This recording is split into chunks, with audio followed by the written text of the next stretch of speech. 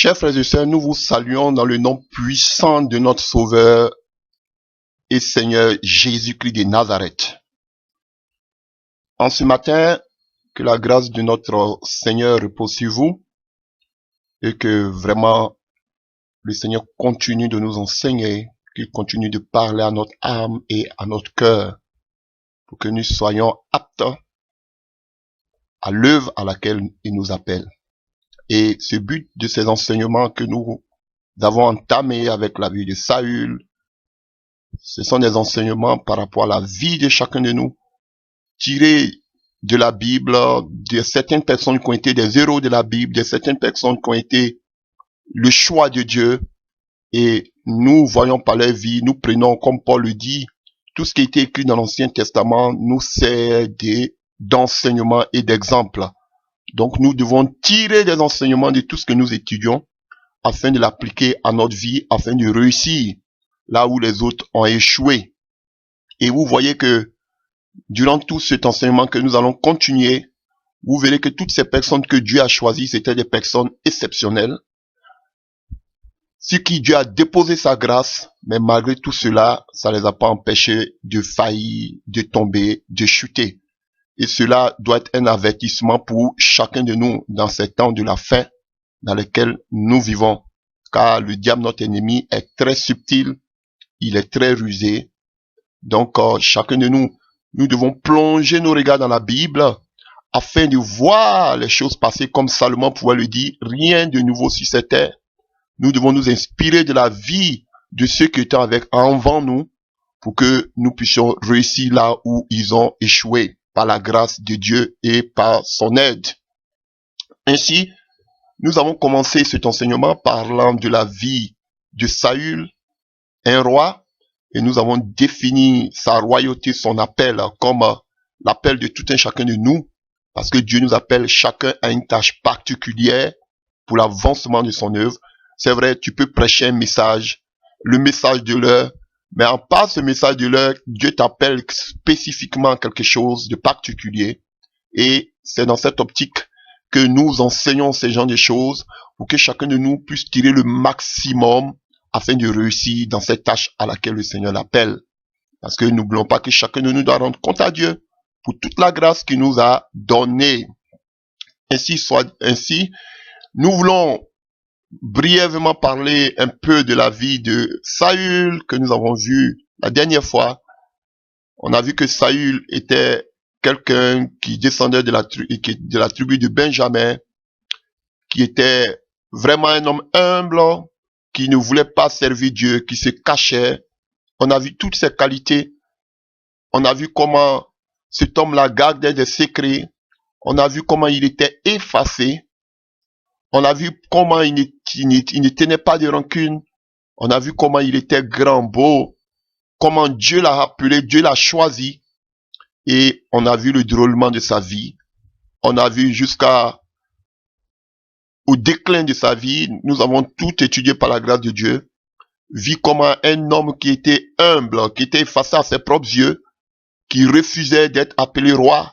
On a vu comment cet homme-là a pu terminer sa vie. Et cela doit être un enseignement pour nous, que malgré ton humilité, malgré le fait que tu ne veux pas servir Dieu, tu peux aussi un jour arriver à tomber, arriver à perdre la vision, arriver à chuter. Voilà la raison pour laquelle nous devons nous inspirer de la vie de ces personnes passées avant nous pour que nous puissions là réussir là où ils ont échoué. Aujourd'hui, nous voulons parler d'un autre personnage, vraiment, je vous dis, un autre personnage, et ce personnage représente la vie des chrétiens des derniers temps, représente la vie, parce que vous savez que nous vivons le temps où l'Esprit de Dieu a été donné, et c'est un bon prototype des chrétiens d'aujourd'hui, des serviteurs de Dieu d'aujourd'hui. Je sais que ce message va vous faire beaucoup de bien, ça va vous faire tomber les écailles des yeux, et ça va beaucoup vous fortifier. Donc, chers frères et sœurs, nous voulons parler ce matin de la vie. Nous continuons toujours dans le même thème, de l'appel à la chute. Et nous voulons parler aujourd'hui de la vie d'un personnage un des personnages, si je le dirais, rares des personnes ont eu son onction. Rares des personnes ont travaillé avec puissance comme cet homme. Et chers frères et sœurs, peut-être que vous devinez déjà, nous voulons parler de la vie de Samson en ce jour. On espère que par l'Esprit de Dieu, nous serons enseignés et que le Saint-Esprit nous ouvrira vraiment les yeux et que cet enseignement puisse nous faire beaucoup de bien. Alléluia. Avant de proprement parler de la vie de Samson, nous voudrons d'abord dépeindre la situation sociale ou la situation religieuse du peuple d'Israël avant la venue des juges. Vous savez que Samson a fait partie des 12 juges que Dieu avait choisis. Donc, il vient même à la fin de la vie des 12 juges. Donc, nous allons prendre déjà le premier passage dans le livre de Juge 2. Juge 2. À partir du verset 8, nous allons lire le livre de Juge 2, à partir du verset 8, et nous continuons. Je lis au nom puissant de notre Sauveur Jésus-Christ de Nazareth. Josué, fils de Nun, serviteur de l'Éternel, mourut, âgé de 110 ans. On l'ensevelit dans le territoire qu'il avait eu en partage, à Timnath-Héres, dans la montagne d'Éphraïm, au nord de la montagne de Gash. Verset 10. Toute cette génération fut recueillie auprès de ses pères, et il s'éleva après elle une autre génération qui ne connaissait point l'Éternel, ni ce qu'il avait fait en faveur d'Israël. Les enfants d'Israël firent alors ce qui déplaît à l'Éternel, et ils servirent les Baals. Ils abandonnèrent l'Éternel, le Dieu de leur père, qui les avait fait sortir du peuple d'Égypte, et ils allaient près d'autres dieux, d'entre les dieux des peuples qui les entouraient. Ils se prosternèrent devant eux, et ils irritèrent l'Éternel. Ils abandonnèrent l'Éternel, et ils servirent Baal et les Astartés. Verset 14. La colère de l'Éternel s'enflamma contre Israël, il les livra entre les mains des pillards, qui les pillèrent, il les vendit entre les mains de leurs ennemis d'alentour, et ils ne purent plus résister à leurs ennemis. Partout où ils allaient, la main de l'Éternel était contre eux, pour leur faire du mal, comme l'Éternel l'avait dit, comme l'Éternel le leur avait juré. Ils furent ainsi dans une grande détresse. L'Éternel suscita des juges, afin qu'ils les délivrassent de la main de ceux qui les pillaient.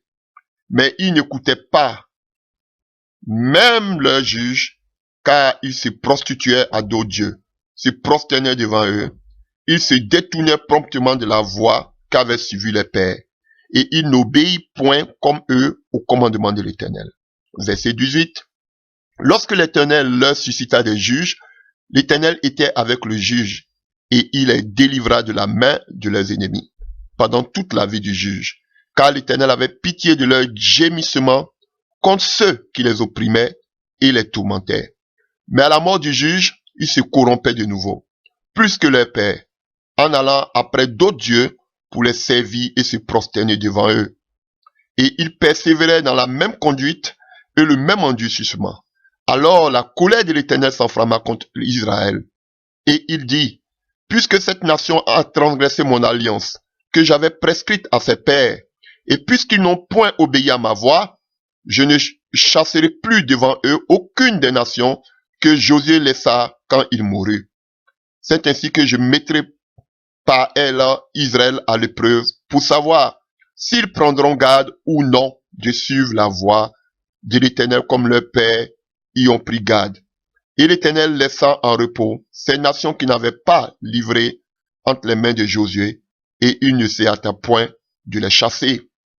Que le nom de notre Sauveur Jésus-Christ soit béni, que sa parole soit bénie. Alors, vous pouvez le lire. Vous voyez, donc, on voit une histoire sombre après la mort de Josué, le fidèle serviteur de Moïse. Et on voit que toute la génération qui était avec Josué, qui ont combattu à Jéricho, toute cette génération est morte. Alors la Bible nous dit qu'une nouvelle génération qui ne connaissait pas l'Éternel est née. Et cette nouvelle génération, en ce moment, il n'y avait plus de roi. C'était Josué qui était là. Il n'y avait pas encore de roi, du moins. C'était Josué qui était là. Et on voit que Josué est mort et le peuple était livré à lui-même.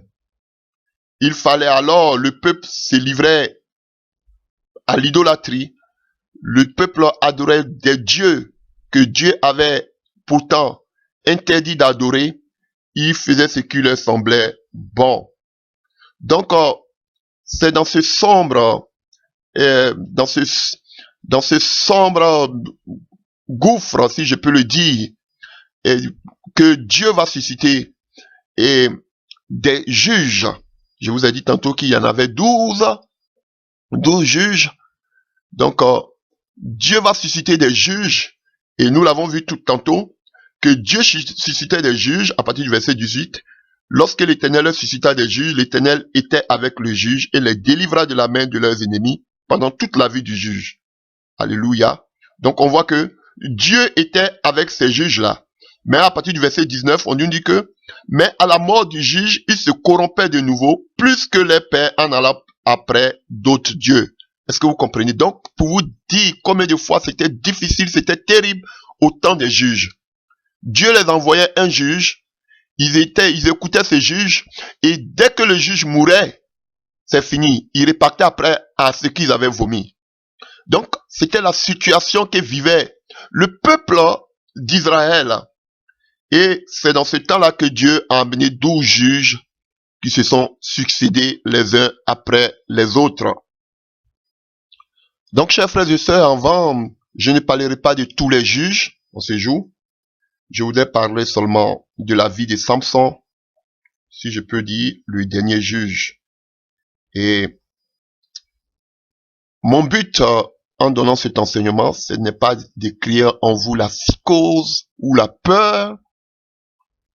Non, ce n'est pas mon but. Mon but, c'est de vous fortifier, de vous encourager et vous dire pourquoi. Parce que je tire tous ces enseignements par rapport à tout ce que j'ai vécu, à l'expérience que par la grâce de Dieu, j'ai pu avoir avec tous ces frères et sœurs qui avaient un zèle vraiment à casser la baraque, à casser vraiment les montagnes qui étaient au devant de nous.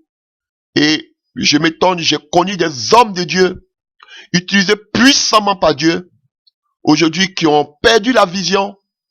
Et quand je regarde tout cela, l'Esprit de Dieu m'inspire pour sonner l'alarme à tous ces frères et sœurs qui sentent en eux la grâce, l'appel, qui sentent au-dedans d'eux que l'esprit, que le cœur brûle parce qu'ils ont le désir de vouloir faire l'œuvre de Dieu.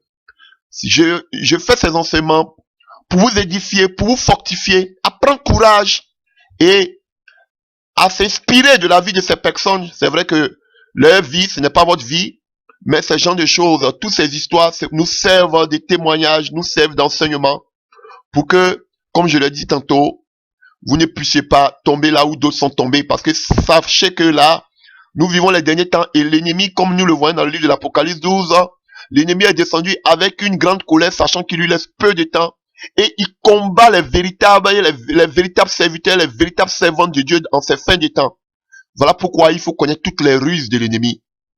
Frère, je ne peux pas tout connaître, mais ce que le Seigneur me met à cœur, c'est ce que j'essaie de vous dire. Voilà. Donc, de la même manière qu'aujourd'hui, nous sommes prêts à lancer la pierre à tous ces frères et sœurs qui sont tombés. Je vous dis la vérité, j'en ai connu dans l'époque, on les appelait même des papas pour nous, parce qu'ils nous ont montré le chemin avec le réveil des jeunes serviteurs de Dieu en Afrique. Je vous dis la vérité, ils étaient des exemples pour nous. Et vu aujourd'hui que dans ces temps, tous ces pères ont dévié. Cette parole même que eux-mêmes nous ont enseigné, ont dévié. Frère, je m'inspire de la vie de ces personnes pour dire si de telles personnes ont pu perdre la vision, nous aussi qui sommes, et vous encore, qui êtes encore plus jeunes, et vous encore qui sentez en vous ce zèle qui brûle, combien de fois vous devez faire encore plus attention parce que vous n'êtes pas meilleur que ceux qui sont tombés avant vous, ceux qui ont perdu la vision avant vous. Voilà pourquoi je fais des enseignements, pour que vous soyez fortifiés, pour que vous soyez humbles dans le service auquel le Seigneur vous appelle. Frère, que Dieu vous bénisse. Alors, on continue toujours, nous prenons notre passage dans le livre de Juge 13 à partir du verset 1. Juge 13 à partir du verset 1. Les enfants d'Israël firent encore ce qui déplaît à l'Éternel, et l'Éternel les livra entre les mains des Philistins pendant 40 ans. Donc, chers frères et sœurs, comme je vous avais dit tantôt, donc nous voyons que ici l'époque des juges était une période particulièrement trouble en Israël. Et nous avons vu que tout à l'heure, le peuple de Dieu vivait dans l'anarchie et dans l'idolâtrie. Et que tout le peuple avait perdu ses repères. Ils étaient divisés et ils étaient aussi sous la domination de tous ces pays qui les entouraient. Et on a vu que c'est dans cette période trouble que le Seigneur va susciter 12 juges qu'on appelle encore des libérateurs. Et chaque fois que ces juges étaient là, la main de Dieu agissait contre les ennemis d'Israël. Et nous avons vu aussi que tout à l'heure, parmi ces 12 juges, à la fin de la période des 12 juges, nous allons le lire dans le livre de Juges, Juge 13 toujours, à partir du verset 2. Il y avait un homme de Sora et de la famille des Danites et qui s'appelait Manoah. Sa femme était stérile et n'enfantait pas. Un ange de l'Éternel apparut à la femme et lui dit, voici, tu es stérile et tu n'as point d'enfant. Tu deviendras enceinte et tu enfanteras un fils. Maintenant, prends bien garde, ne bois ni vin, ni liqueur forte et ne mange rien d'impur, car tu vas devenir enceinte et tu enfanteras un fils. Le rosan ne passera point sur la tête parce que cet enfant sera consacré à Dieu dès le ventre de sa mère. Et ce sera lui qui commencera à délivrer Israël de la main des Philistins. Donc, chers frères et sœurs, nous voyons que c'est à cette période trouble-là que va naître un homme. Et l'ange de l'Éternel vient vers la femme de cet homme, vers la mère de cet homme du moins. Et c'était la mère de Samson. Et on verra que Samson apparaîtra à la fin de l'histoire des juges.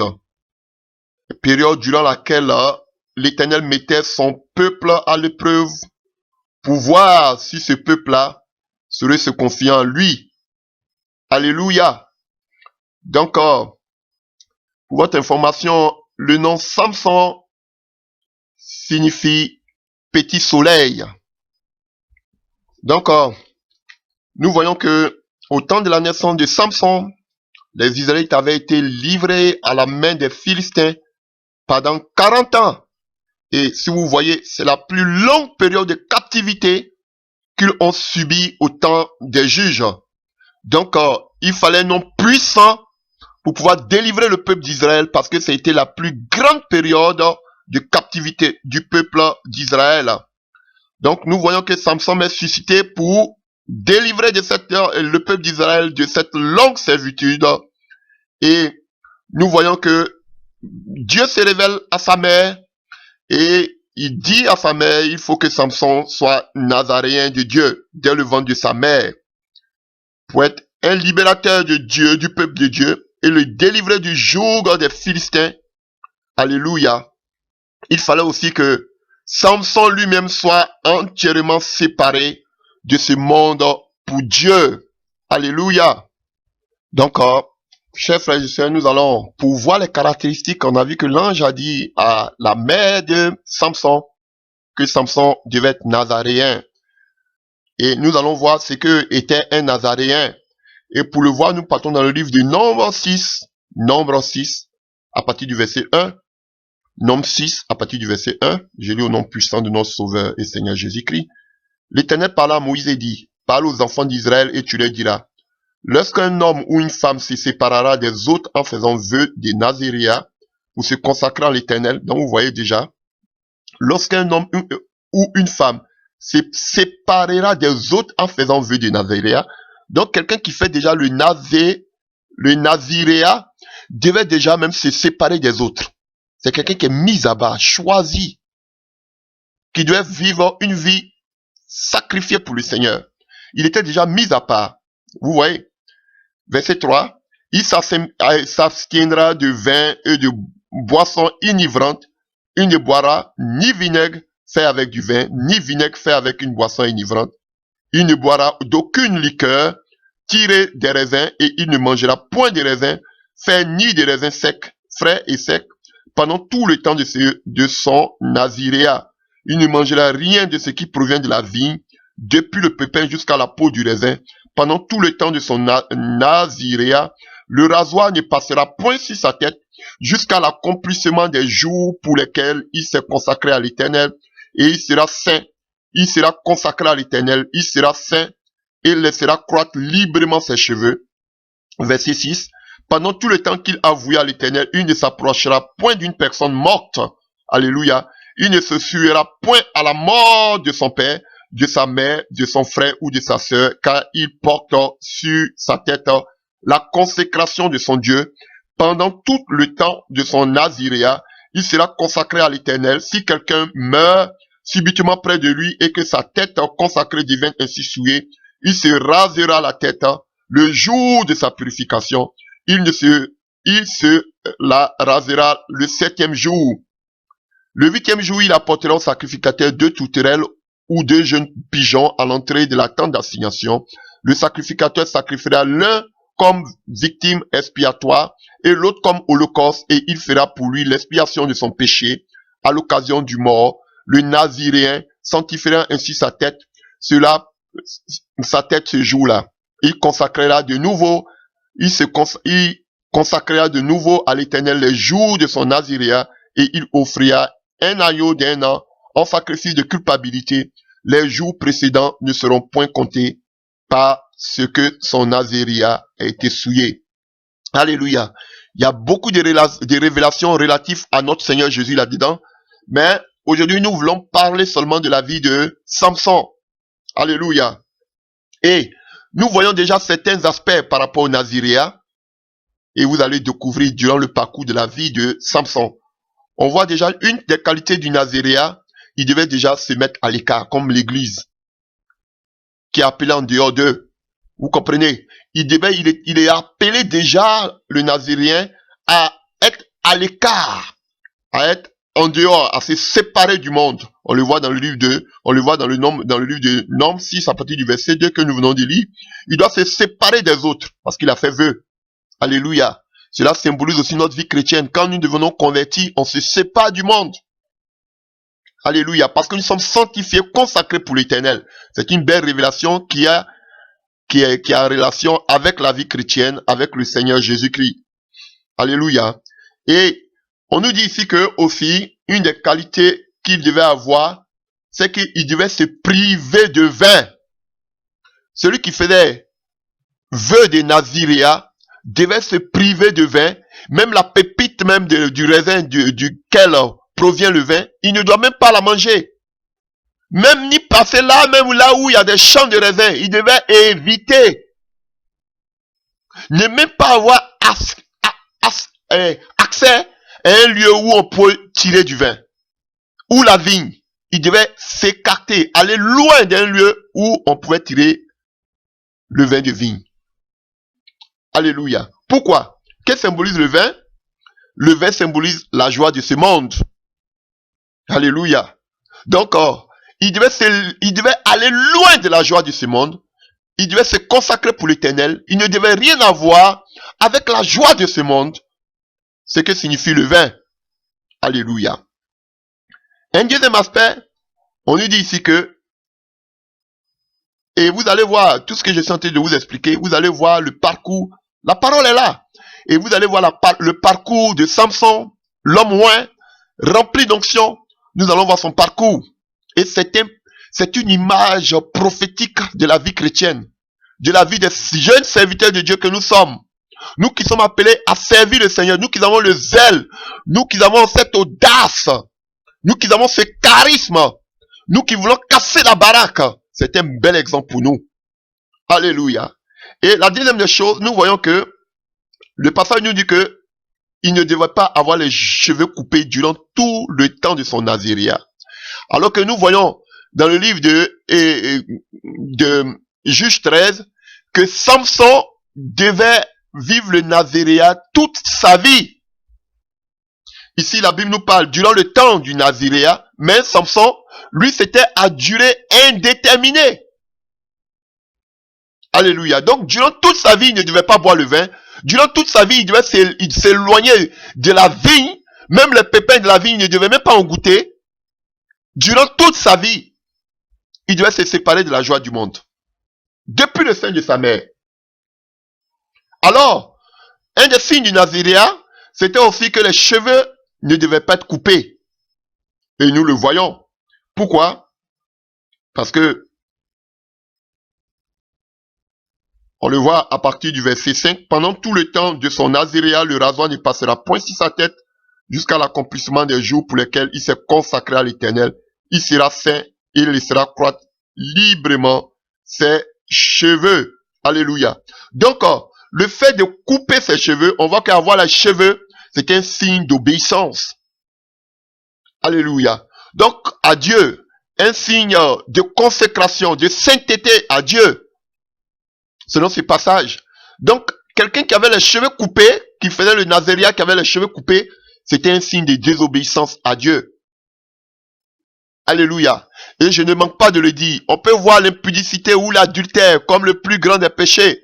Mais moi, je vous dis, le plus grand des péchés pour moi, c'est la désobéissance. Je vous dis, parce que la désobéissance, c'est aller contre ce que Dieu établit. Sa parole. Contre ses desseins et ses préceptes. Alors, les cheveux coupés étaient signe de désobéissance à Dieu.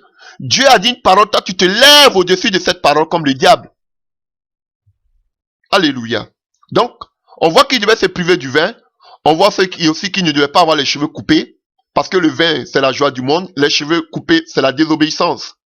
On nous donne encore un troisième caractéristique de celui qui fait le naziréat. La Bible nous dit qu'il ne devait pas toucher des cadavres. Quelqu'un qui est mort. On voit que s'il avait même quelqu'un qui était mort dans sa famille, il devait se purifier, il devait aller encore chez les sacrificateurs pour qu'on puisse le purifier. Tout cela, je fais ce parcours pour que vous puissiez comprendre devant l'enseignement. Alléluia. Pourquoi? Que symbolisaient les cadavres morts, les cadavres qu'on touchait? Qu'est-ce que cela symbolisait? C'est un retour à la loi, un esprit de mort, retour aux choses anciennes, aux choses qui sont passées. Vous avez vomi des choses et vous repartez encore les toucher. Donc, on ne devait pas toucher un animal mort. Quelqu'un qui était mort, quelqu'un qui faisait le naziréat, ne devait pas toucher quelqu'un qui était mort. Quelqu'un qui fait le naziréat ne devait pas avoir contact avec les morts parce que c'était encore retourner à la loi, à l'esprit de mort, aux choses anciennes qui sont déjà passées. Alléluia. Donc, si on veut dire, en quelque sorte, le naziréat en tant que tel doit amener en nous la joie de l'esprit, l'obéissance, la grâce, la vie nouvelle, une régénération, qu'on appelle une nouvelle naissance, qu'on appelle naître d'en haut. Alléluia. C'est ça, être consacré pour l'Éternel, mis à part pour son Dieu. Voici le but du naziréat. Alléluia. Alors, reprenons notre passage dans le livre de Juge 13, à partir du verset 4. L'ange de l'Éternel qui parla à la femme de Manoah, à partir du verset 4, Juge 13, à partir du verset 4. Maintenant, prends bien garde, ne bois ni vin, ni liqueur forte, ne mange rien d'impur, car tu vas devenir enceinte et tu enfanteras un fils. Le rasoir ne passera point sur la tête, parce que cet enfant sera consacré à Dieu dès le ventre de sa mère, et ce sera lui qui commencera à délivrer Israël de la main des Philistins. Alléluia. Déjà là, je trouve une belle révélation. Il était consacré depuis le ventre de sa mère. Frère, un véritable oint choisi de Dieu est consacré depuis le ventre de sa mère. Il est appelé depuis le ventre de sa mère. Tu peux vivre des moments difficiles dans ta vie, mais Dieu t'appelle, Dieu ne permettra jamais. Voilà pourquoi tous ceux qui sont appelés de Dieu ont eu une enfance difficile. Je ne vais pas parler d'occultisme, hein, ni d'astrologie, mais déjà les mages, c'est pas les mages qui ont vu l'étoile de Jésus, c'était pas des chrétiens. mais ils ont vu déjà l'étoile de Jésus et Dieu qui l'a permis. Et on voit que déjà, l'ennemi s'est élevé avec Hérode qui voulait détruire la vie de Jésus. Pareil pour la vie de Moïse. Donc, des véritables appelés de Dieu ont eu des enfances difficiles. Pourquoi? Parce que l'Éternel les appelle depuis le sein de sa mère. La main de l'Éternel est déjà sur les vies. Et l'Éternel essaie de détourner cette vision, cet appel que Dieu a pour eux. Voilà pourquoi ils sont outragés, ils sont troublés. Regardez, des véritables loin de Dieu, appelés depuis le sein de leur mère, ont eu des moments très difficiles depuis leur enfance. Alléluia. Parce que l'ennemi essaie toujours d'anticiper ce que Dieu veut faire avec toi. Amen. Et c'est la même image que Jésus-Christ, Dieu donnait à Jérémie en disant, depuis le sein de ta mère, je t'avais déjà choisi, je t'avais déjà oint, je t'avais déjà consacré, je t'avais déjà appelé comme prophète des nations. Frère, je ne veux pas durer là-dessus, mais je vous dis, on ne devient pas serviteur de Dieu. On est serviteur de Dieu. On ne fabrique pas des serviteurs de Dieu. Mais on est, c'est un appel. On ne se lève pas parce que, comme on appelle, j'ai la démangeaison ou bien je sens un feu qui brûle en moi, automatiquement. Ou bien tu fais un petit zèle en toi, automatiquement tu te lèves, tu bâtis les 4 minutes, tu fais ton église. Frère, tu vas te casser le nez plus tard. Voilà pourquoi on va te toucher les choses occultes. Parce que le nez ne peut pas jouer le rôle de l'oreille, ni les yeux ne peuvent pas jouer le rôle de la bouche. Frère, tu dois demander à Dieu quoi il t'appelle. C'est important, c'est ce que Moïse a fait. Voilà pourquoi je disais, si chacun savait à quoi Dieu l'appelait, on aurait moins de problèmes aujourd'hui entre enfants de Dieu. Souvent, tu n'es même pas appelé à être pasteur ou apôtre. Tu te proclames apôtre. Peut-être que simplement tu es appelé à être un évangéliste. Aujourd'hui, là, dites-moi, qui s'appelle évangéliste? On ne trouve même plus des évangélistes parce qu'on trouve que l'évangéliste n'a pas le droit d'avoir une église. Entre parenthèses. Tout le monde se proclame pasteur. Et on voit vos prédications, rien à voir avec un berger. Alléluia. On est serviteur de Dieu. Et on le voit ici. Dieu l'avait déjà oint depuis le sein de sa mère. Voilà. Voilà pourquoi je dis, un véritable serviteur de Dieu doit être oint de la puissance du Saint-Esprit. Jésus était oint dans le du Saint-Esprit. On l'a vu quand il a touché, il a salué Marie, a salué Élisabeth. L'enfant qui était dans le ventre d'Élisabeth a commencé à tressaillir par la puissance du Saint-Esprit. Il y a eu contact entre Jean-Baptiste et Jésus. Ils étaient déjà oints, les deux, depuis le sein de Marie et depuis le sein d'Élisabeth. Mais toi, tu n'es pas oint. Tu dis que tu as appelé à servir Dieu. Frère, revois ta situation, ma sœur. Alléluia. Non, moi, c'est la parole. Moi, c'est pas l'onction. Oui, on n'a pas besoin. Frère, tu as besoin d'être rempli du Saint-Esprit. Pas seulement le Saint-Esprit, mais la parole aussi. Nous allons le voir plus tard. Alléluia. Donc, ici, la Bible nous dit qu'il était consacré depuis le ventre de sa mère. Une deuxième révélation que je vois encore, la Bible nous dit, toujours dans le verset 5, Juge 13, verset 5, car tu vas devenir enceinte et tu enfanteras un fils, le raison ne passera point sur sa tête, parce que cet enfant sera consacré à Dieu dès le ventre de sa mère, et ce sera lui qui commencera à délivrer Israël de la main des Philistins. Alléluia. Il avait déjà une mission, oh, c'est puissant. Depuis le ventre de sa mère, il savait déjà à quoi Dieu l'appelait. Alléluia. Dieu l'avait déjà dit à ses parents. Il connaissait la mission déjà à laquelle Dieu l'appelait. Il avait une mission, c'était seulement de combattre les Philistins. Frère, à quoi Dieu t'appelle? Oui, dénoncer, ce n'est pas un ministère. Bon, vous n'aimez pas le ministère. Dénoncez là. Frère, tu dis, mais ce n'est pas un ministère. Non, on dénonce. On doit revenir à l'authenticité de la parole. On doit acheter, oui, alléluia. Les apôtres dénonçaient, mais on voyait la puissance qui les accompagnait. Alléluia. L'onction de Dieu doit t'accompagner, frère. Et on a vu que sa mission ici, c'était de combattre les Philistins. Il n'avait pas de vision. Toi, quelle est ta vision? Non, nous on a la vision de l'heure, des derniers temps. c'est de dénoncer. De dénoncer. Frère, tu vas dénoncer, va gagner aussi les âmes dans les villages. Va aussi évangéliser. On veut voir la puissance de Dieu aussi t'accompagner. Alléluia. Ne vous cachez pas seulement derrière la vision pour dire, oh, on a la vision des derniers temps. Frère, que la puissance de Dieu aussi t'accompagne. Ne vous cachez pas seulement derrière un leader. Et on est accro maintenant à ce que le leader dit. C'est ça maintenant qui est devenu notre porte-flambeau. Frère, toi aussi tu dois partir. Alléluia. Il avait sa mission, il connaissait la vision que Dieu lui avait donnée. Toi, à quoi Dieu t'appelle? Et c'est pourquoi vous allez voir, durant tout le parcours de la vie de Samson. Oh, alléluia. J'ai vu ça. Allons-y un peu devant. Oh, alléluia. Lorsque Samson se trouvait devant les Israélites, il était inoffensif. Alléluia. L'Esprit de Dieu ne se manifesta jamais quand Samson était avec les Israélites. Mais lorsqu'on parle seulement des Philistins, l'Esprit commence à l'agiter. Pourquoi? Parce que l'Esprit qui était donné en Samson, c'était seulement pour combattre les Philistins.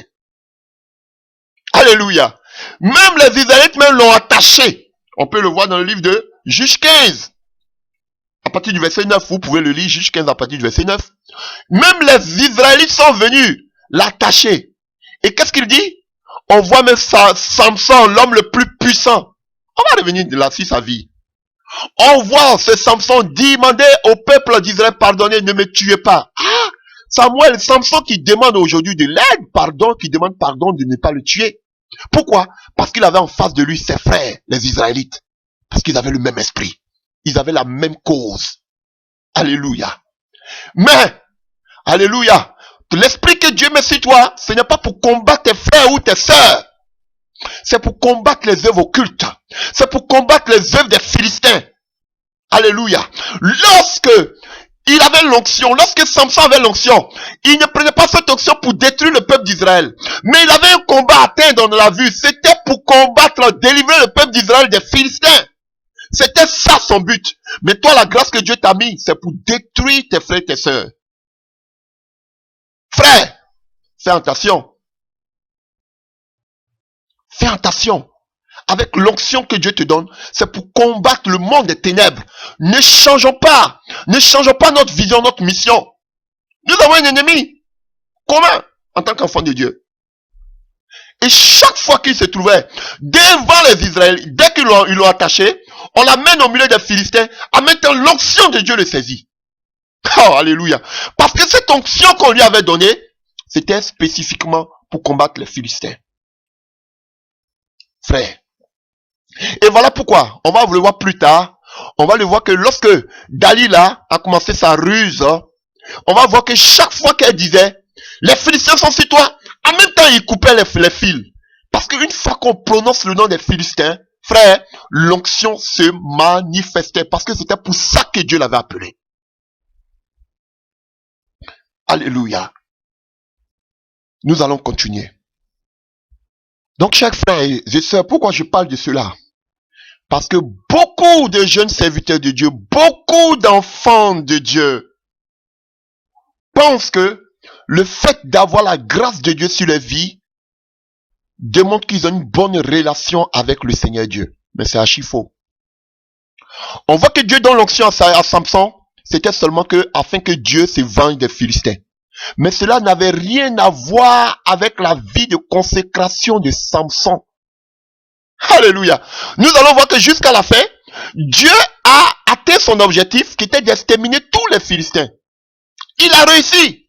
Mais Samson, a-t-il réussi? On va le voir pas à pas. Mais je voudrais d'abord ouvrir vos yeux. Est-ce que Samson a réussi à sa mission? C'est Dieu qui l'a suscité, qui lui a donné cette onction pour combattre les Philistins. Mais est-ce que de la manière qu'il est mort, c'était le but de Dieu qu'il meure comme ça? Non! Parce que Dieu l'avait donné cette onction, mais en dehors de cette onction, il devait avoir une vie consacrée, ce qu'il n'a pas fait. Et c'est un piège pour beaucoup d'enfants de Dieu. On pense que j'ai la grâce, on pense que j'ai l'onction, on pense que j'ai la puissance de guérison et de délivrance, d'opérer des miracles. On pense qu'on est en bonne communion avec le Seigneur parce que ce sont des dons. Ou bien on a des visions, on a des songes. On se dit que, ah, si j'ai des songes, c'est que Dieu est avec moi. Et voilà, vous allez les voir, le jour qu'il n'arrive pas à faire de songes, il se dit que quelque chose ne va pas dans ma vie. Mais pourquoi je ne fais plus de songes? C'est vrai, ça peut être œuvre occulte. Mais souvent, c'est parce que vous avez mis toute votre confiance aux songes. Vous pensez que si vous avez des songes, ça prouve que vous êtes en bon contact avec le Seigneur. Que le Seigneur est avec vous, le Seigneur vous approuve. Frère, c'est archi faux. Voilà pourquoi beaucoup de personnes pensent, ils mettent plus l'accent sur le talent même que sur la vie de consécration. Ils peuvent vivre même dans l'impudicité, mais ils voient les dons, ils se disent que, ah, si j'ai les dons, c'est que Dieu est là. Si je fais encore les sons, c'est que Dieu est là. Alléluia. Alors que c'est archi faux. Faisons beaucoup attention. Et on va le voir dans le cas de Samson. L'onction que Dieu t'a donné, comme Dieu a donné en Samson, c'est pour une œuvre bien particulière. Là, tu vois, tu vas invoquer le nom de Dieu. Il va se manifester. Voilà pourquoi il nous dit, dans les derniers temps, tu diras, Seigneur, j'ai chassé les démons en ton nom. Il dit, je n'étais point connu. Vous voyez, on parle seulement de la puissance de Dieu. J'ai chassé les démons en ton nom. J'ai guéri les malades. J'ai fait des miracles en ton nom. On parle seulement de la puissance de Dieu. Mais il dira, je n'étais point connu. On n'a point dit ici, non Seigneur, j'ai marché selon ta parole. Non. Mais j'ai fait des miracles en ton nom. Frère, il faisait ces miracles, mais il n'avait pas une vie de consécration avec le Seigneur. Faites beaucoup attention. Ne voyez pas au talent que Dieu vous a donné pour établir votre communion avec le Seigneur, comment je peux dire, pour voir que vous êtes en bonne, parfaite communion avec le Seigneur parce que vous voyez la puissance de Dieu qui se dégage de vous, ou bien vous voyez que Dieu se révèle à vous par des songes. Frère, il n'a qu'à de t'utiliser seulement que comme un citron. Il va presser tout ce jus qui est en toi. Et toi, un matin, il va te jeter. Tu as la parole, tu dois marcher selon la parole. On va le voir aussi avec la vie de Salomon. C'est le même principe. Salomon avait les songes. Il avait la sagesse. Mais la parole écrite était là. Le logos était là. Voilà pourquoi. Ne vous basez pas seulement sur le réma. Dieu vous donnera le temps de faire l'enseignement sur le réma et le logos. Frère, on a vu que Daniel, un grand prophète, qui avait toutes les révélations, qui avait toute la sagesse. Mais frère, ce grand prophète, on le verra aussi lorsqu'on parlera du prophétisme, on a vu que ce grand prophète Daniel, un moment, il a fouetté la parole. Et il a vu que le peuple d'Israël devait faire 70 ans de captivité ou en Babylone. Pourquoi il n'a pas reçu ça par révélation? C'était un prophète, pourquoi Dieu ne lui a pas révélé cela? Mais c'est en fouillant dans la parole qu'il a vu que le prophète avait dit qu'il devait se couler 70 ans. Il a cherché dans la parole. Faites beaucoup attention, frère. Tu risques d'être déçu. Si tu penses que c'est parce que j'ai la puissance que Dieu est content de moi, parce que je vois ce qui se dégage, tu ne prends même plus la peine de te consacrer à l'Éternel. Tu commences à t'enorgueillir. Tout commence à tourner vers toi-même. Pensez que Dieu est là. Tu n'as même pas, ça fait même pas, le nombre d'années ne fait pas de toi un chrétien. Tu peux être même te convertir aujourd'hui et dépenser ceux qui sont plus de 30 ans dans le ministère, dans l'œuvre de Dieu, dans le service. Mais frère, je vais dire, tu es encore au béaba. Seulement Dieu te fait la grâce d'avoir des talents. C'est fini, tu es arrivé. Tu connais quelques passages bibliques. Oui, on a la vision des derniers temps, on a le message du temps. C'est fini, tu es arrivé. On parle 1, tu parles 10, parce que tu penses que tu es arrivé. C'était pareil pour nous. Dans les années 93, on pensait qu'on avait la connaissance.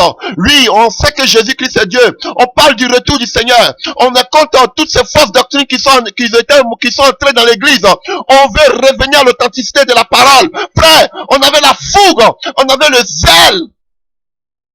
Mais, on connaissait seulement que quelques passages, parce qu'on avait vu cette vision. Mais frère, on n'avait aucune relation avec l'Éternel. On n'avait pas bâti une alliance avec l'Éternel. Beaucoup à un certain moment, voyant pas que le Seigneur revienne, voyant que ça devenait difficile, beaucoup sont tombés. C'est la même chose que je vais te dire en ce matin. Comme Samson, qui mettait sa force, et on va le voir que plus tard il va dire, quand on lui a dit, qu'on appelle les Philistins sont sur toi. Comme d'habitude, il pensait qu'il allait encore se séparer, mais l'Esprit de Dieu l'avait laissé. Comment beaucoup de personnes font leur effort, pensant que Dieu est là, alors que Dieu n'est plus là, il est parti. Tu vas te recevoir des révélations. Tu vas te dire, mais j'ai encore des révélations. Mais tu regardes ta position de comment tu vis. Tu es sûr que Dieu est là? Non, mais j'ai mes visions, j'ai encore mes révélations, mais Dieu est avec moi. Je prie. Oh, je vois ma soeur, mon frère, tu es sûr que Dieu est encore là? Alléluia. Frères et sœurs, la consécration nous façonne. Dieu qui est le potier nous donne la forme qu'il veut. Il nous amène à Sarepta. Il nous fait passer par le feu. Il nous amène dans le désert afin de nous tailler, afin de nous façonner. Comme un grain, nous devons mourir en nous-mêmes. Ça, c'est le but de la consécration. Dieu taille, il nous transforme, il nous modèle. Alléluia. Et par notre consécration, tout notre entourage est touché.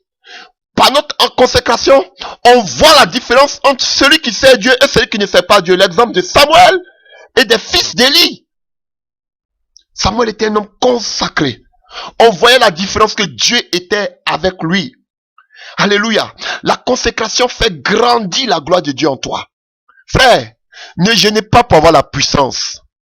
On ne gêne pas, pourquoi? Parce que j'ai un programme. Donc quand j'entends des gens qui disent que on a un programme, le Saint-Esprit va se manifester, Dieu va agir, il y aura des délivrances.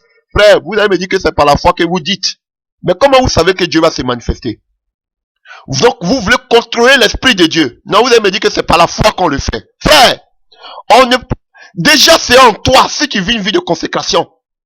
Je vous encourage à jeûner, à chercher la face de Dieu. On ne jeûne pas, frère, pour avoir l'Esprit de Dieu, la puissance de Dieu. On jeûne pour humilier son âme. Frère, par la consécration, alléluia, Dieu fait grandir sa gloire en nous. Dieu, comme Moïse l'a dit, Seigneur, oh, fais-moi voir ta gloire. Dieu a démontré sa puissance au peuple d'Israël, mais il a montré ses voies à Moïse. Par la consécration, Dieu nous montre ses voies. Oh, alléluia. Par la consécration, Dieu fait de nous un instrument par lequel il peut mieux travailler, comme il a dit pour Paul. C'est un instrument de choix entre mes mains. Et pour qu'il utilise Paul, fallait que Paul d'abord soit aveuglé. Fallait que Paul meure en lui-même. Pour qu'il ait une nouvelle vue, une nouvelle vision. Parce qu'il avait une vision ancienne qui était de détruire, de persécuter l'église de Dieu. Il avait comme lui-même le dit dans la Galate, il avait le zèle pour ses pères. Maintenant, il fallait qu'il ait le zèle pour le Seigneur Jésus-Christ de Nazareth. Il avait le zèle pour les choses humaines, pensant qu'il faisait pour le Seigneur alors que Dieu n'était pas dedans. C'est comme ça, beaucoup le font, pensant qu'ils le font pour Dieu, alors que Dieu n'est pas dedans, frère. Alléluia. Vous voyez que la Bible nous dit que depuis sa naissance, il était déjà loin. Alléluia. Il n'a rien fait pour mériter cette grâce. C'est une grâce. Il était déjà loin depuis le sein de sa mère. Un véritable appelé de Dieu, c'est vrai, tu es appelé à te consacrer. Mais tu ne cours pas derrière ces genres de choses. C'est les tonneaux vides qui font beaucoup de bruit. Quand Dieu t'a loin, toi-même tu fuis l'appel de Dieu. Mais il était loin déjà depuis le sein de sa mère. Vous avez vu qu'il a fait un effort? Non! Il n'a pas fait d'effort. Dieu lui a donné cela. Alléluia. Il était déjà consacré devant sa mère, depuis le sein de sa mère. Alléluia. L'esprit, le don de Dieu était sur sa vie. Il n'a rien fait pour le mériter. Mais son seul problème, c'est qu'il avait l'esprit en lui, mais il ne marchait pas selon par l'esprit. Frère, tu peux être aussi ouais, mais tu dois aussi marcher par l'esprit. Alléluia. Donc tout ce que je vais vous dire, frère, la vision que Dieu te donne, ou les dons que tu as du moins, n'ont rien à voir avec ton intimité avec Dieu. Alléluia. Rien à voir avec ta vie de consécration avec Dieu. Si Dieu enlevait ses talents, ses dons, ses visions que tu as, ses songes, qui tu es? C'est seulement une grâce. On voit que Salomon, Samson, il est né, la grâce était déjà sur sa vie. Frère, et si Dieu enlève cette grâce, tu es qui?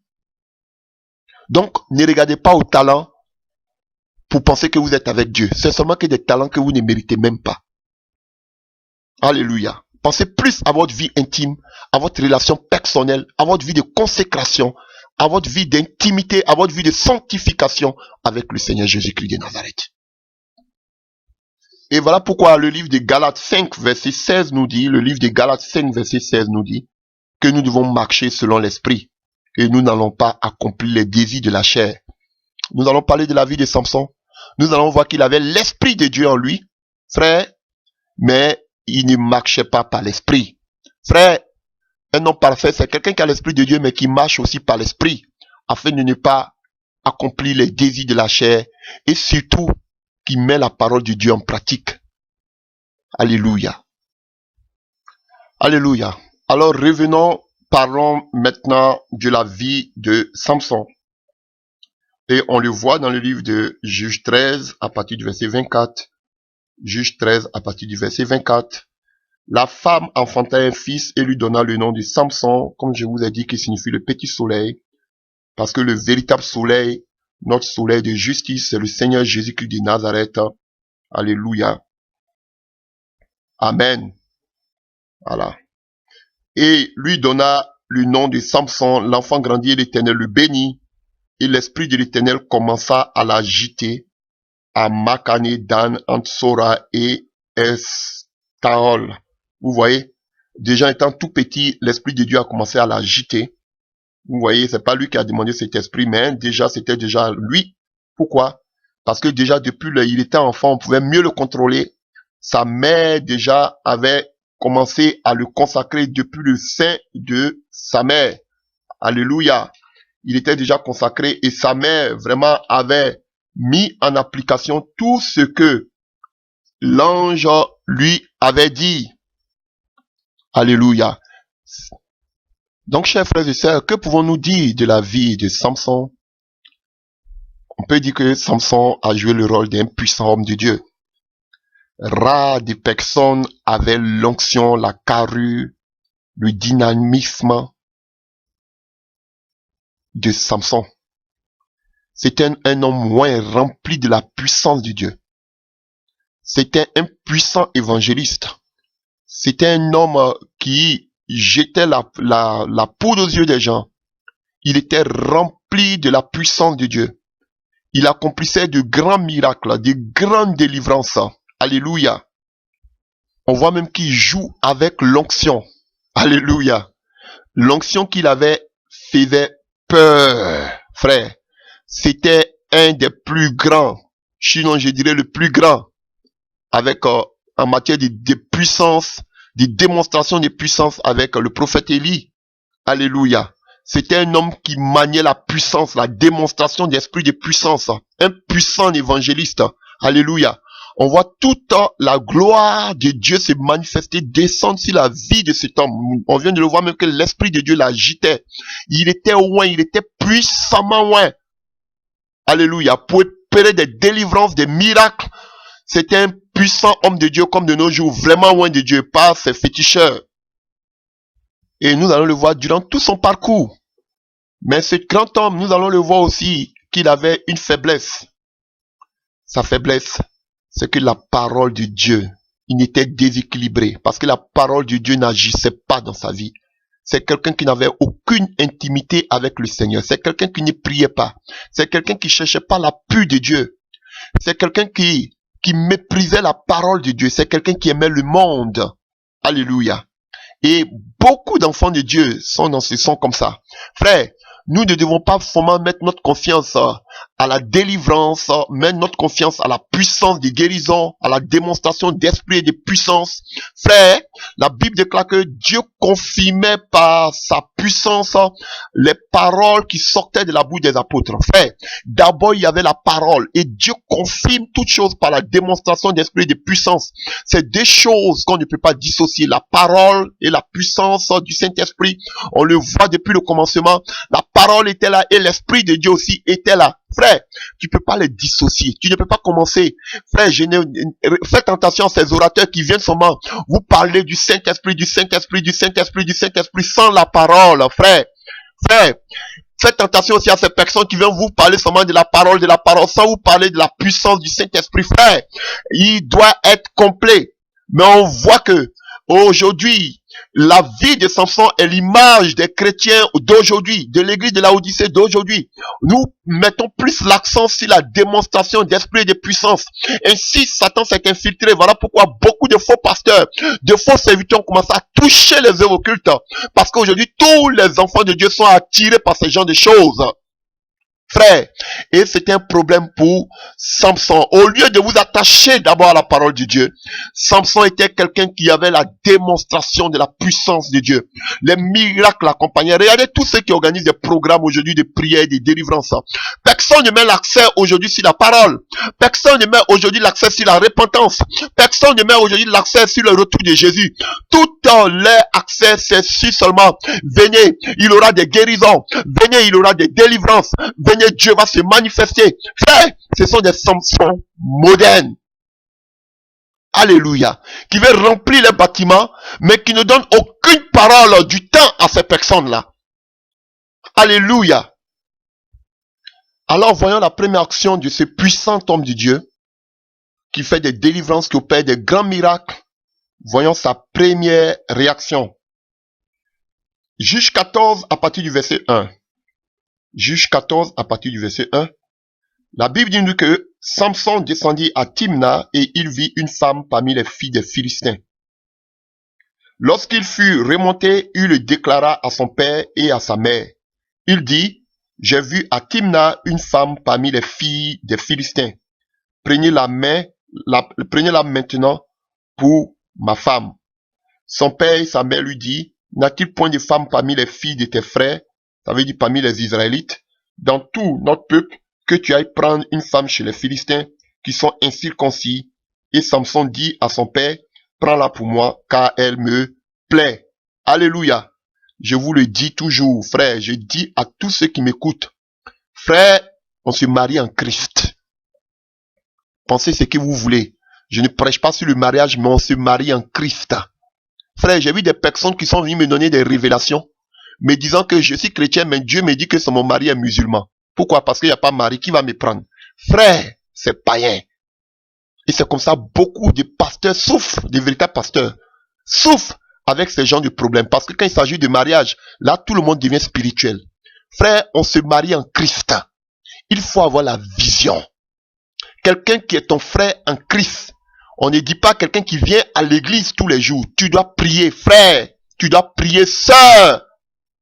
Voici, on voit que Samson, Dieu lui avait donné la mission de combattre les Philistins. Il haïssait les Philistins, mais il aimait les Philistines. Alléluia. Tu es chrétien, tu vas te marier avec quelqu'un qui est païen. Quelqu'un qui n'est même pas chrétien. Regardez même les musulmans, qu'on dit même, ils n'ont même pas le Seigneur. Regardez-les. Ils ne se marient pas avec des incirconcis, comme eux-mêmes ils les appellent. Mais vous qui dites que vous êtes dans la vérité biblique, vous vous associez avec des incirconcis. Parce que de nos jours, tout le monde dit que tout le monde est chrétien de nos jours. Quelqu'un qui a mis pied une fois à l'église, entre parenthèses, dans une salle, ou même dans un lieu, entre parenthèses, de culte, on dit il est chrétien. Frère, tu ferais mieux de prier, ma soeur, tu ferais mieux de prier. Faut pas penser que tous ceux qui vont à l'église sont des chrétiens. Alléluia. Voilà pourquoi Abraham a dit à son serviteur, va dans ma patrie, dans la maison de mon père, va me choisir une femme pour mon fils. La patrie, quelle est ta patrie? Notre patrie, c'est d'en haut. Quelqu'un qui est né d'en haut. Frère, on n'a pas dit quelqu'un qui va à l'église. Et c'est l'erreur, la première erreur de ce grand serviteur de Dieu qui avait toute l'onction, c'est que il va chercher une femme déjà où? Dans le monde, chez ses ennemis. Quelqu'un qui n'est pas chrétien, frère, ce n'est pas ton ami, ce n'est pas ton frère en Christ. Ce n'est pas ton frère en Christ. Quelqu'un qui fait les œuvres occultes, non, je vais prier, Dieu va changer sa vie. Ah, toi, tu peux changer le cœur d'une personne. Ceux avec laquelle tu t'amuses, c'est ce qui te tuera demain. Je te dis la vérité. Et pas seulement toi, mais toute ta progéniture. Alléluia. Et on voit qu'ici, Samson se lève avec toute son onction. Tu dis que Dieu te donne des révélations. Tu dis que Dieu te donne des visions. Non, Dieu m'a dit que c'est lui. Non, Dieu dit que c'est lui. Comme Samson, il avait aussi les visions, il avait les révélations. Dieu, il a dit aussi que Dieu aime et plaît. Pour vous dire aussi, comme beaucoup le disent, c'est lui que Dieu a dit. Parce que vous avez les visions, il avait l'onction. Mais Dieu ne va jamais contre sa parole. Dieu voulait qu'il combatte les Philistins.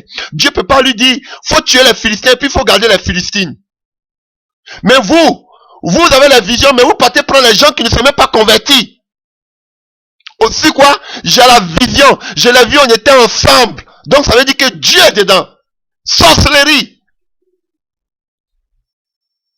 Dieu ne peut jamais aller contre sa parole. On doit se marier en Christ. Non, toi tu veux sortir de là pour dire que j'ai la vision, j'ai vu en vision. Frère, on va faire les enseignements. Je vous dis toujours, on va faire les enseignements sur les songes et les visions. Vous allez voir même que Pharaon, le mystique même a eu des visions. Vous allez voir que Nebuchadnezzar a eu des visions. Vous allez voir que Amalek même a eu des visions. Abimelech. Frère, je vous dis. Non, je l'ai vu en vision. Même s'il n'est pas chrétien, je sais que Dieu va faire le miracle. Dieu va changer son cœur. J'attends. Son père et sa mère qui avaient l'expérience, qui connaissaient la parole, ont essayé de tout faire pour ramener cet homme sur la parole, mais il ne voulait pas comprendre. On le voit. On lui a dit, mais regardez, verset 3, son père et sa mère lui dit, n'y a-t-il point de femmes parmi les filles de tes frères et dans tout notre peuple? Il n'y a pas de frères et de sœurs qui craignent Dieu, frère, que tu peux te marier avec eux? Ah, on ne trouve plus haut. Comme beaucoup me le disent, c'est difficile maintenant de trouver quelqu'un qui craint Dieu. Donc, qu'est-ce que tu vas faire? Toi, mais tu vas créer ta personne. Tu vas rester dedans dans la souffrance. Pourquoi? Parce que tu ne trouves plus mari, tu ne trouves plus femme. Qui craint Dieu. Alléluia. Alors, ils essayaient de lui donner des conseils. Il dit, prenez-la pour moi. Frère, il avait l'arrogance. Combien de personnes, ceux qui ont l'onction, qui disent, entre parenthèses, qu'ils ont l'onction, que Dieu les utilise, regardez comment ils sont arrogants. Regardez l'arrogance comme Salomon, Samson.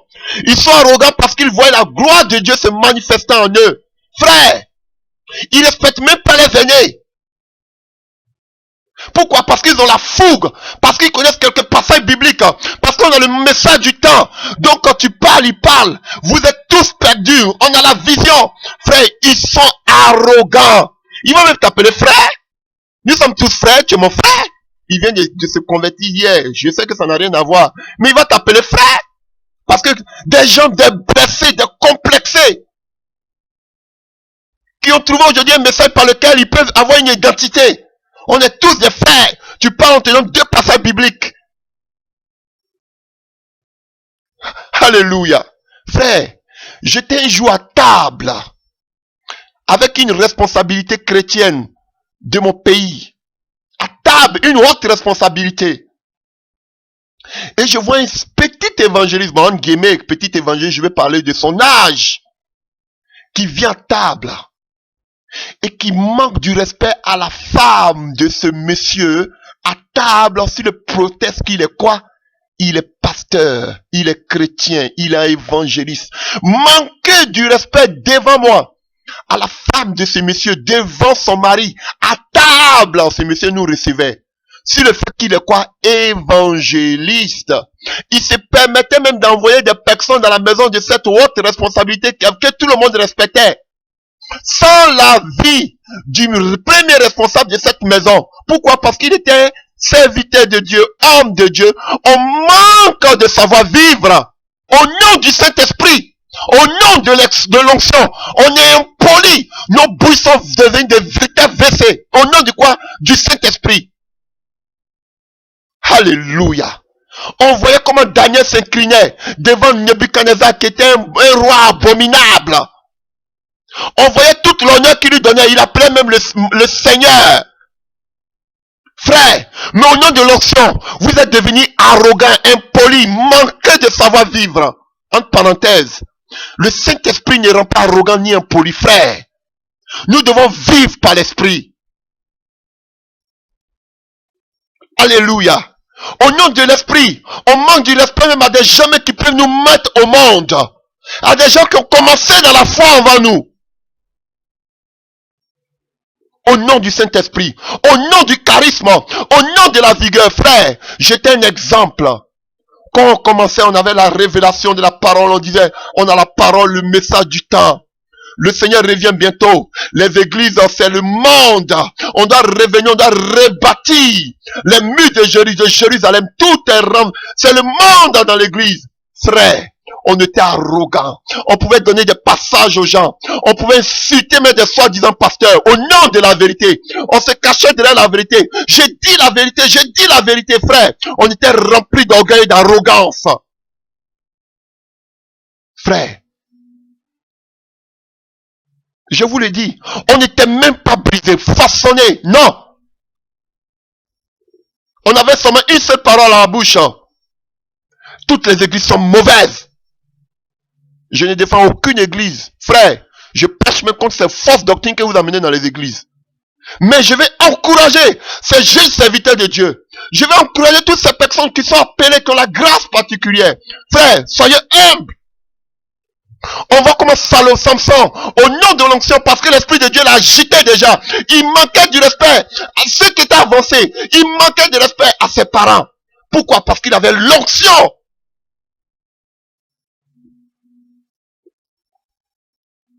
Frère, vous avez besoin de vous repentir.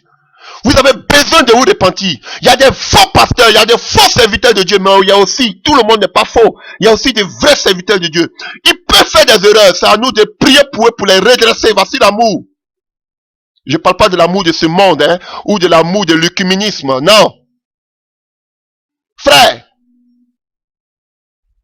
au lieu d'être arrogant, au lieu de penser que vous êtes arrivé, et maintenant, vous voulez faire tomber le feu du ciel, comme les disciples qui demandaient à Jésus. Ils nous ont refusé, il faut qu'on tombe le feu sur eux. Alléluia. Vous attendez maintenant les chutes. Vous attendez que le malin les atteigne pour que vous dites que Dieu les a châtiés. Mais vous êtes des païens, vous avez besoin de vous repentir. Au nom de l'onction, on manque du respect. Comme Samson qui n'avait pas de respect pour ses aînés, pour son père, pour sa mère. Il n'écoutait plus les conseils. Ces jeunes qui sont utilisés par le Saint-Esprit, qui leur donne des conseils? Qui leur donne des conseils? Ce sont eux qu'on appelle papa. Ce sont eux qui vous donnent des conseils à longueur de journée parce que vous dites qu'ils ont l'Esprit de Dieu en eux. Frère, il y a la sagesse qui vient de Dieu. Il y a la sagesse aussi qui vient de nos parents. Nos parents, je dis toujours, ceux qui sont au village, que la sagesse, ses parents, ça, vous allez me dire que ça ne vient pas de Dieu. Mais où ils ont appris le savoir-vivre? Ils n'ont jamais mis les pieds dans une école. Mais ils savent même le savoir-vivre, même plus que vous tous qui dites que vous avez le bac plus 2, bac plus 3. Bac d'impoli comme Samson, que vous êtes. Alléluia. Vous, d'autres même ne sont même pas appelés à servir le Seigneur. Ils trouvent aussi ils ont la bouche aussi pour parler sur ceux qui ont l'appel de Dieu. Alléluia. Amen. Vous n'avez même pas l'appel. Vous trouvez un moyen aussi d'insulter ceux qui sont avec l'aide de Dieu, de faire l'œuvre de Dieu. Alléluia. Et comme je le disais tantôt, oui, parce qu'on a la vision. On a la vision des derniers temps. Donc, à cause de la vision, au nom de la vision, comme je disais, ce sont des gens sans vision, qui s'accrochent une vision d'une personne et qui font de cela leur vision. Et maintenant, ils trouvent une identité pour avoir. C'est comme parce qu'ils étaient marginalisés, rejetés. Ils trouvent ils trouvent un moyen maintenant de pouvoir régler les comptes. Frère, j'en ai connu. J'ai vu des frères et des sœurs à qui je permettais de prêcher, frère. Tu vois ces personnes monter en train de donner le message de Dieu. Tu te dis, mais cette personne dit la vérité. Mais alors que cette personne, quand vous voyez sa vie, cette personne a tout perdu. Elle est remplie de colère et de haine. Frère, non, moi je la connaissais. Cette personne. Mais vous allez voir, cette personne se disait, oui, mais elle prêche la vérité. Alors que c'est toutes ces rancœurs, toute cette haine, cette vengeance qu'elle avait sur le cœur, qu'elle était en train d'exprimer au nom de quoi? La vérité. Frère, faites beaucoup attention.